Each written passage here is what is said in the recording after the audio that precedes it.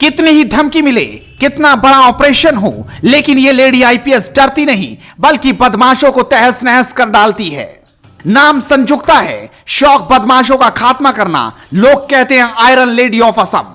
आज 3 मिनट में देखिए 2006 बैच की आईपीएस अधिकारी संजुक्ता पराशर की रोंगटे खड़े करने वाली स्टोरी। फिल्मी कहानियों में तो खूब सुना होगा, दबंग आईपीएस अफसर, लेडी सिंघम, लेकिन असल जिंदगी में आज देख भी लीजिए। असम की महिला आईपीएस अफसर संजुक्ता पराशर बहादुरी का दूसरा नाम कहा जाता है। इनके नाम से आतंकी थर्राते हैं। संजुक्ता पराशर असम के जंगलों में AK-47 लेकर घूमती है।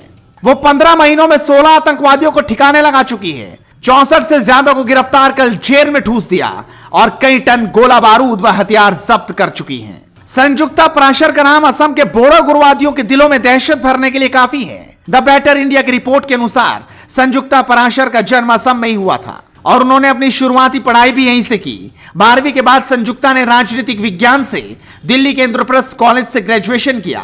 इसके बाद उन्होंने JNU से इंटरनेशनल रिलेशन में PG और US फॉरेन पॉलिसी में MPhil और PhD किया। लेकिन उनके हौसलों की उड़ान तो कुछ और थी।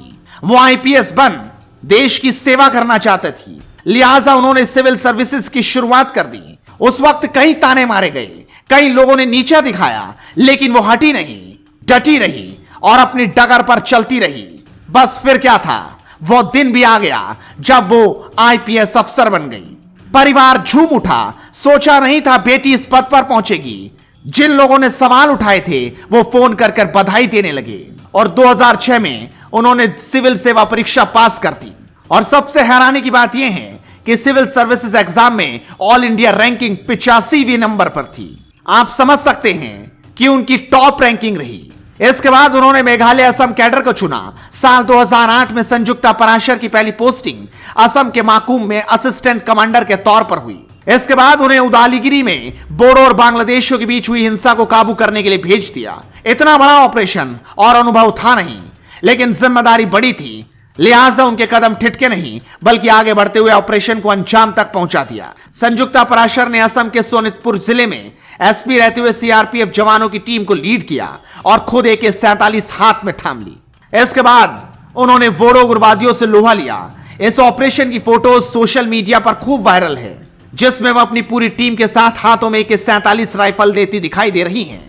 संजुक्ता पराशर को उग्रवादी ऑर्गेनाइजेशन की तरफ से कई बार जान से मारने की धमकी मिली, लेकिन उन्होंने कभी इसकी परवाह नहीं की। आतंकियों के लिए वे बुरे सपने की तरह हैं और आतंकी उनके नाम से भी थर्राते हैं।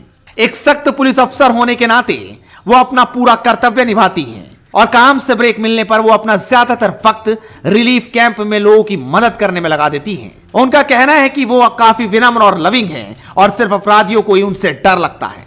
यही कारण है कि संजुक्ता पराशर की गिनती उन बहादुर IPS अधिकारियों में होती है जिनसे उग्रवादी भी कांपते हैं, और इसीलिए देश के गृह मंत्री अमित शाह ने उन्हें सम्मानित भी किया हुआ है।